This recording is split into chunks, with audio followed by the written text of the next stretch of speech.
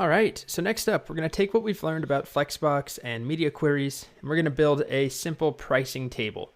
So this is something you'll see pretty commonly where we have different pricing plans, different tiers, different subscription levels. It's all kind of silly gibberish here. This is actually heavily based upon a code pen by somebody named Travis Williamson. It's a really nice looking code pen. I tweaked it in a couple of ways I'll mention. First of all, I changed the assets here because I wasn't sure who created those assets, and there are some licensing and copyright rules, I guess, I'm paying attention to here. So everything on CodePen is supposed to be licensed with a MIT license. It doesn't really matter, but I wasn't sure who made those images, so I replaced them with some images that I made here.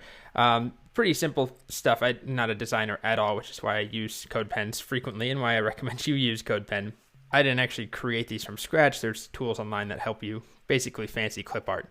Anyway, so just shout out to this Travis Williamson guy. Take a look at some of his work. There's some pretty cool stuff that he's done on his CodePen. It's all here for you to use and reuse and adapt. All right, so Flexbox comes into play as well as media queries because this is somewhat responsive. First of all, you can see what it looks like here. We've got 3 columns and they're all centered vertically and horizontally in this panel. And then as I resize down to mobile, we just go to one massive column where everything is just 100% wide across the screen. And the images get larger, everything gets larger to fill up that space versus this centered panel that we have here. So nothing crazy in terms of Flexbox, but it's a good example. There's a couple things I'll highlight. First of all, there's starter code. So you don't have to write the HTML, you can just write the CSS. So this is what it looks like if you download it. The 3 icons are in there. There's an index HTML that has the markup already. And then there's an app.css, which is completely empty. So if you want to follow along, start with this file, the app.css. That's where we'll be writing everything. This is what it looks like at the beginning. Not a whole lot. And the first thing we're actually going to do here is add in something called a CSS reset.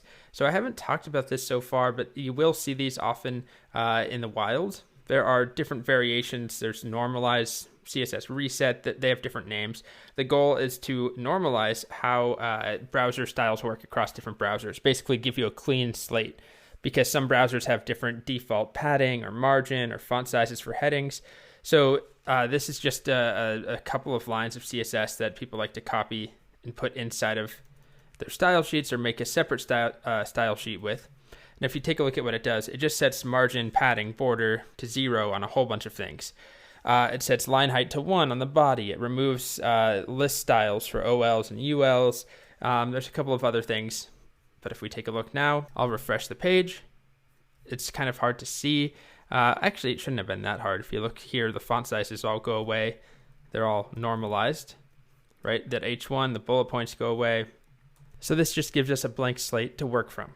All right, so you don't have to do that when you're making applications and you're writing your styles, but a lot of people like to do that just so that you do have this even sort of very blank starting spot that you can then add on to and modify.